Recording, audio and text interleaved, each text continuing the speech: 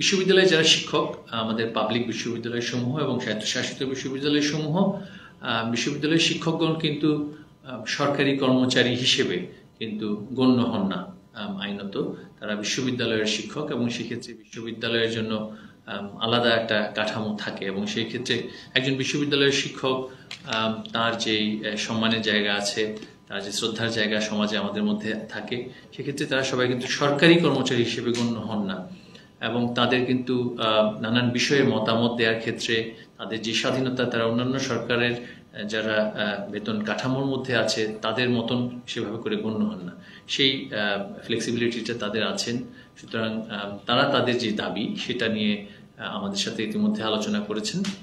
যেহেতু আমরা সরকারের একটা সুনির্দিষ্ট সিদ্ধান্ত আছে, স্বায়ত্তশাসিত প্রতিষ্ঠানসমূহ এবং বিশ্ববিদ্যালয় যেগুলো আছে সেখানে পেনশন স্কিমের ক্ষেত্রে সুনির্দিষ্ট একটি পেনশন স্কিমে সেখানে আগামীকাল থেকে অর্থাৎ 1 জুলাই, 1 জুলাইয়ের পর থেকে যারা নতুন আসবেন, নতুন যারা চাকরিতে আসবেন তারা সেই পেনশন স্কিমে যাবেন।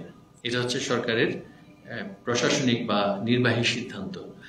1 জুলাই থেকে তার পরবর্তীতে যারা যোগদান করবেন তারা নতুন স্কিমে যাবেন এবং এই বিষয়ে যেহেতু একটা তাদের বিশ্ববিদ্যালয় শিক্ষকদের পক্ষ থেকে যারা এখন আছেন তাদের পক্ষ থেকে একটা বক্তব্য আছে যে শিক্ষকরা সেখানে যাবেন বা অন্যান্য সরকারি কর্মকর্তা বা তাদের ক্ষেত্রে সেটা পেনশনের ক্ষেত্রে তারা যাবেন কিনা।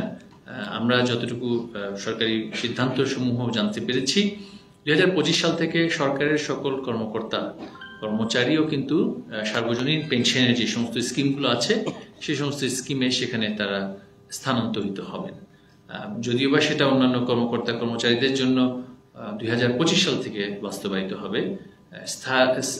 স্বায়ত্তশাসিত প্রতিষ্ঠানসমূহ এবং যেগুলো আইন দ্বারা প্রতিষ্ঠিত স্ট্যাচুটরি প্রতিষ্ঠান সেগুলো আগামীকাল থেকে সেটা বাস্তবায়িত হওয়ার কথা, শুধু বিশ্ববিদ্যালয়ের ক্ষেত্রে নয়।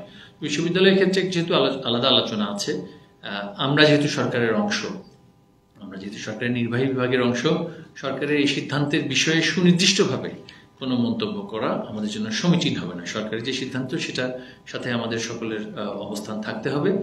আর শিক্ষকদের বিষয়ে এই আলোচনাটি আমরা আবারও সেটা পর্যালোচনা করে দেখা যায় কিনা সেটা নিয়ে ভবিষ্যতে আলোচনা হতে পারে। তবে সরকারি যে সিদ্ধান্ত সেটা কিন্তু আমরা শুধুমাত্র বিশ্ববিদ্যালয়ের জন্য কিন্তু নয়, সকল স্বায়ত্তশাসিত প্রতিষ্ঠানের জন্য তাদের যে পেনশন স্কিম সেটা সরকারি পেনশন স্কিমে থাকবে না, সেটাই হচ্ছে সিদ্ধান্ত।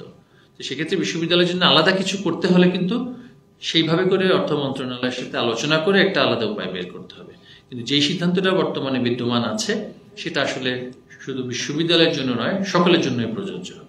এই বিষয়ে আমার সুনির্দিষ্টভাবে পরিবর্তন বা এটা নিয়ে সেটা পরিবর্তিত হবে কি হবে না সেটা নিয়ে কোনো মন্তব্য আমার পক্ষে করা সম্ভব হবে না। বিশ্ববিদ্যালয়ের শিক্ষক বৃন্দদের বেশ কিছু নেতৃবৃন্দ ইতিমধ্যে আমাদের সাথে আলোচনা করেছেন, আমাদেরকে একটি তুলনামূলক চিত্র তারা দেখিয়েছেন। সেখানে আমরাও আমাদের পক্ষ থেকে নানান ধরনের যে অবজারভেশন সেটাও আমরা জানিয়েছি, সেগুলো আলোচনার পর্যায়ে এখন আছে। কিন্তু সিদ্ধান্তটি আসলে শিক্ষা মন্ত্রণালয়ের নয়, এই সিদ্ধান্তটি অর্থ মন্ত্রণালয় সংক্রান্ত এবং সরকারের যে সার্বিক পলিসি ডিসিশন সেটির একটি অংশ। এটা আসলে শিক্ষা মন্ত্রণালয়ের পক্ষে এই সিদ্ধান্ত পরিবর্তন বা এই সিদ্ধান্তের পক্ষে বিপক্ষে কোনো মন্তব্য করা সম্ভব নয়, কারণ স্বায়ত্তশাসিত সকল প্রতিষ্ঠানের জন্য সেটি প্রযোজ্য। তবে যেহেতু বিশ্ববিদ্যালয়ের ক্ষেত্রে আলাদাভাবে বিবেচনার জন্য একটি আলোচনা এসেছে, সেটা আমরা যথাযথ কর্তৃপক্ষের সাথে আলোচনায় উপস্থাপন করতে পারি। তবে সেটা উপস্থাপন আমাদের পক্ষ থেকে যারা বিশ্ববিদ্যালয়ের শিক্ষকরা আছেন তারা ইতিমধ্যে সেটা উপস্থাপন করেছেন। অচলাবস্থা সৃষ্টি হওয়ার বিষয়টি নিয়ে আমি এই মুহূর্তে কিছু বলছি না।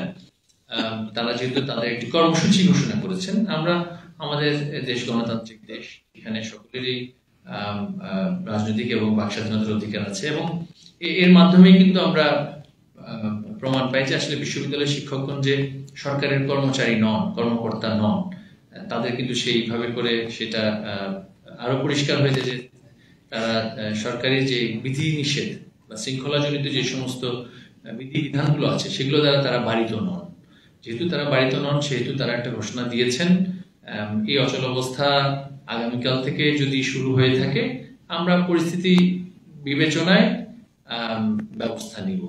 এখন পর্যন্ত যেহেতু হয়নি, আগামীকাল একটি কর্মবিরতির ঘোষণা এসেছে, আমরা পরিস্থিতি পর্যবেক্ষণ করব, পর্যবেক্ষণ করেই পরবর্তী সিদ্ধান্তে আমরা যাব।